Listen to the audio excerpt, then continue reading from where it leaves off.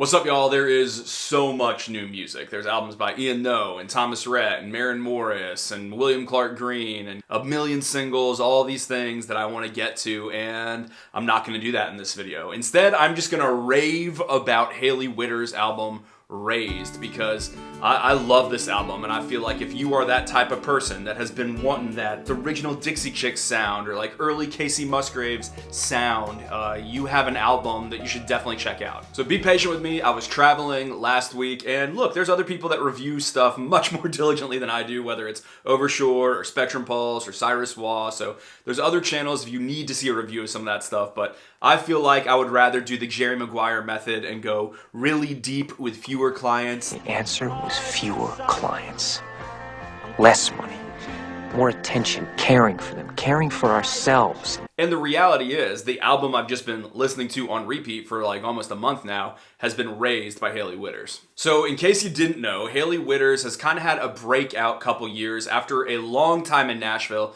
being one of the most respected writers and performers in town. She sort of broke through in the independent country music blogosphere a couple years ago when she released this song called 10-Year Town. I'm 12 years into a 10-year town. I'm too far. About how she was on year 12 in a 10-year town and was really struggling to make it as a songwriter. It was so intimate and vulnerable that it really caught people's attention, and it led to the release of her album, The Dream, which was a critical favorite. It had songs like Janice at the Hotel Bar that were just searing and really specific. The writing was cool. Her really sharp voice sort of stood out on the more kind of acoustic and melancholy production on that record. Oh, I'm all dressed up, nowhere to go.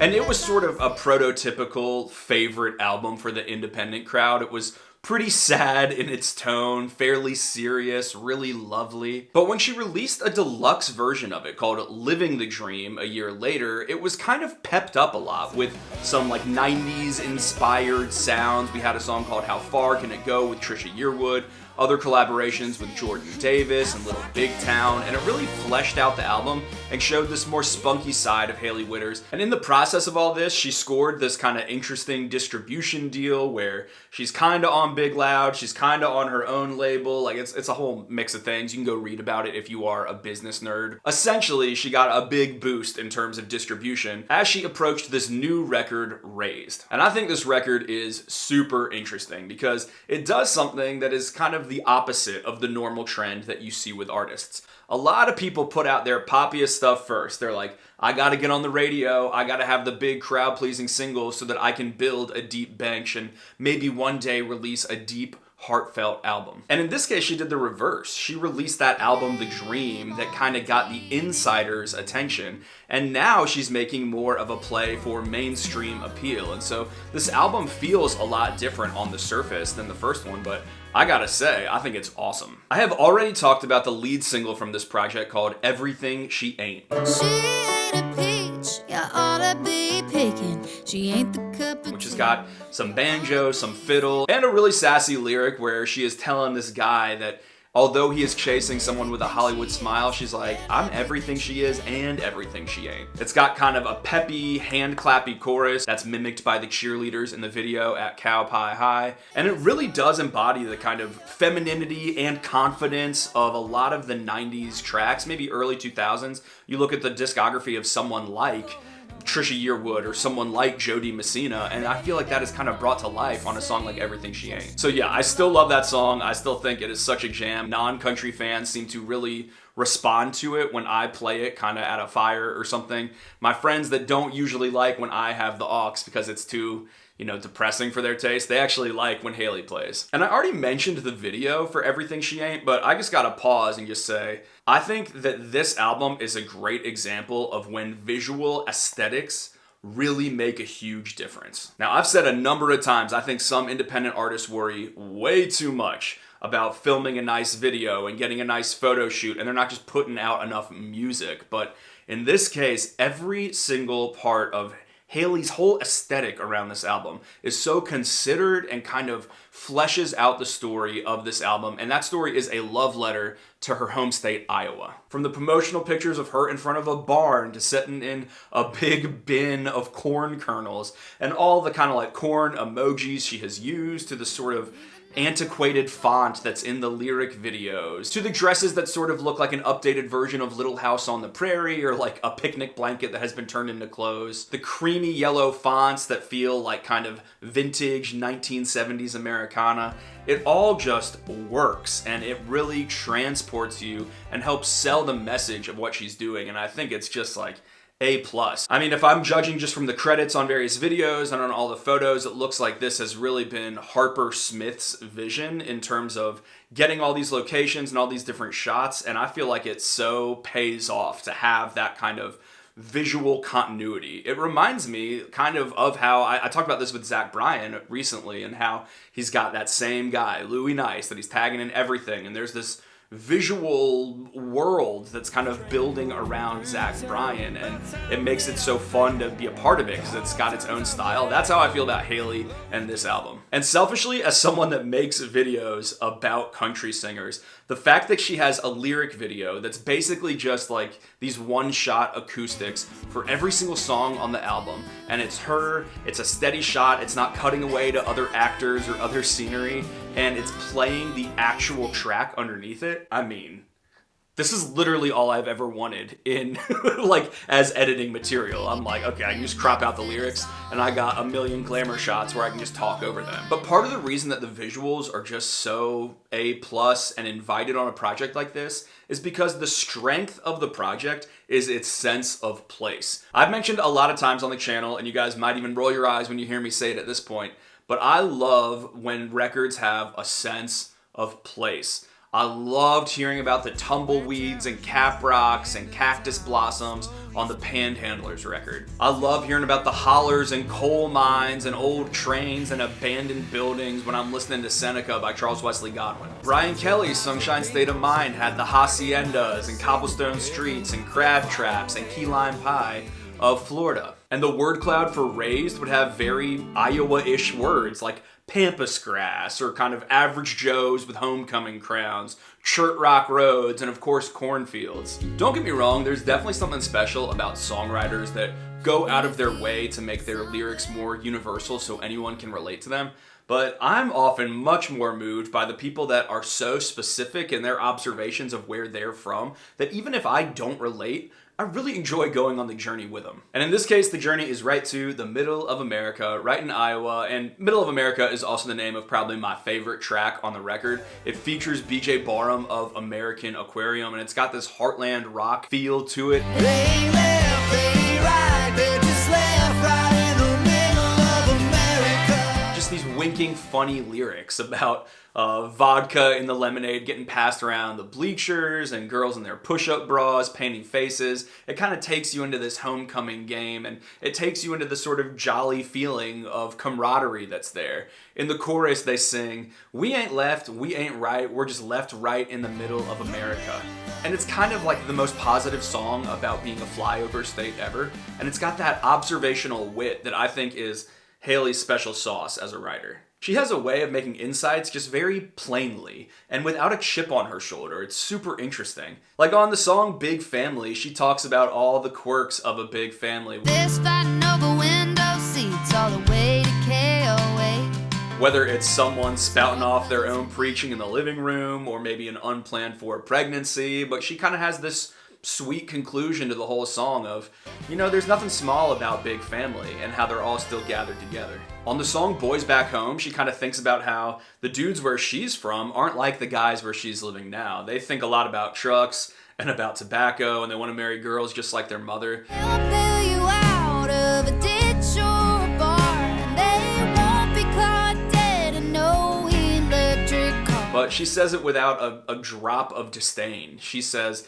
she liked riding around in their trucks, actually, and even though she's different now, like, she wants to write a song for the boys back home. Now, don't get me wrong, I like these songs by people like Miranda Lambert that take the piss out of the Good Old Boys Club, or, I mean, heck, Casey Musgraves has a song called Good Old Boys Club. Don't wanna be a part of the good old boys club. That's a really different and unusual kind of hopeful perspective for Hailey to have. Just try and see the complexity in the dudes back from where she's from. And she does that even to like a much greater extent on the song Pretty Boy, which is a song about, I guess, male sensitivity. And there's definitely some pretty obvious subtext in that song about like that boy that's always just a little bit different.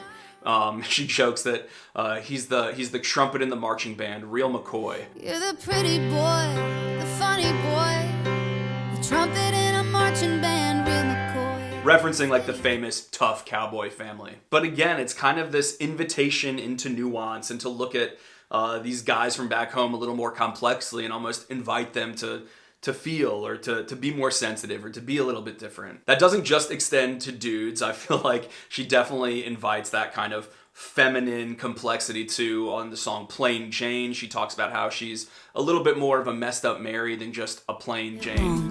I like my nights a little bit wild, full-grown woman, still juvenile. And on the Neon, which is probably the most sonically different song on the whole album, Here comes the neon, here comes the sad part. upon my first couple listens, I was like, this doesn't really fit. I don't like this. This feels way more produced and kind of glammed out than a lot of the rest of the album.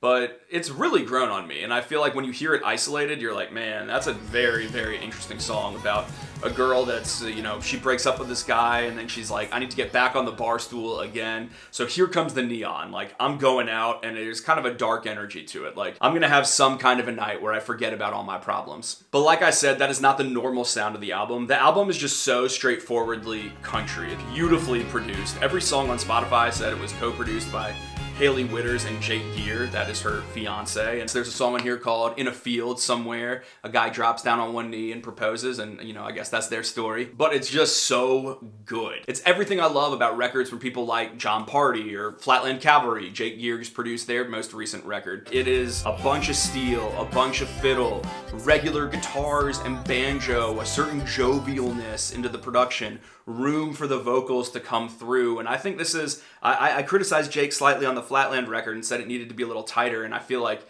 that is very much the case on this record. It's just really a tight album. Well, I guess I can't say it's a tight album. One of my criticisms would be like, there's 4 interstitial tracks. There's kind of an intro, there's an outro, and there's kind of little joking interludes, and I don't love those as a listening experience, but I do feel like on vinyl they would kind of maybe help set the tone.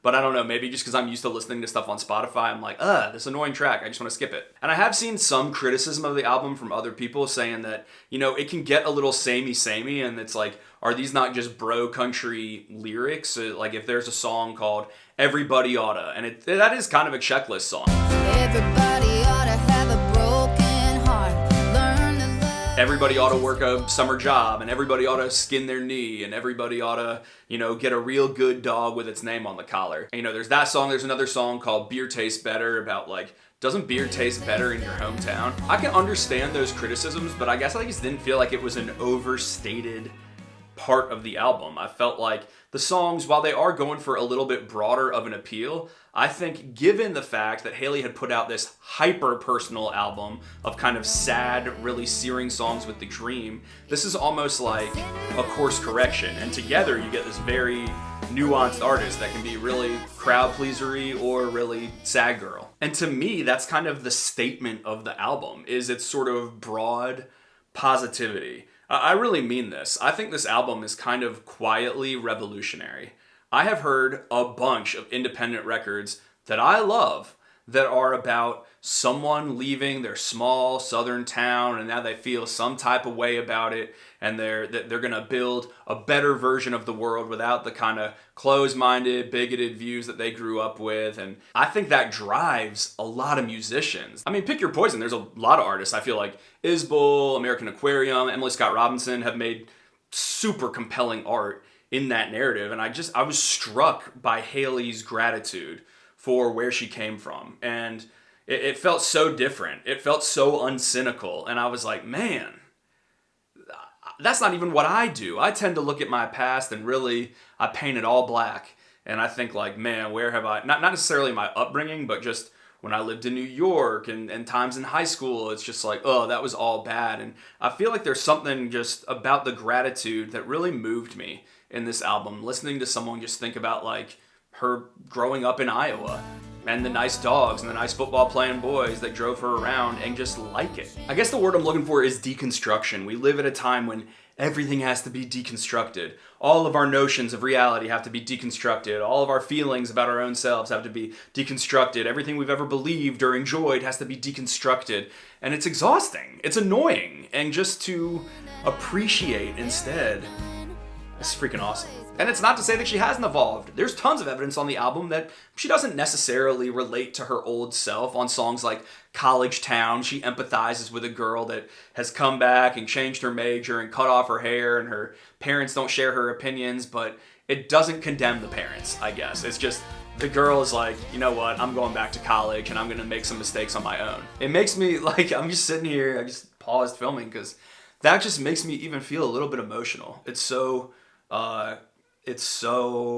reconciling and beautiful and cool and fun and country. I mean, she's touring right now with John Party and Lainey Wilson, and like, what a jam of a tour that is. If that's like the sound that we're kind of fostering in mainstream country music, ain't we all getting what we want around here on the channel? Like, that's just so beautiful to me. Like, that is country and cool and fun, and people want to sing to it and dance to it and buy tickets to it and, I don't know, wear corn dresses for it, whatever. I feel like I'm probably raving too much about this record, but it's how I feel right now. So I love it. I love it. So I think if you have wanted that kind of 90s vibe sound, I feel like it's sometimes reductive to compare artists, but if you like the Dixie Chicks sound, if you like early Casey Musgraves, I feel like Hailey has taken up that mantle in excellent fashion. I hope this record goes far and wide and, against all odds, becomes some kind of big mainstream force. So, yeah, that's it. That's my video on Raised. Holy mackerel. I meant to film for 15 minutes. It's been 38.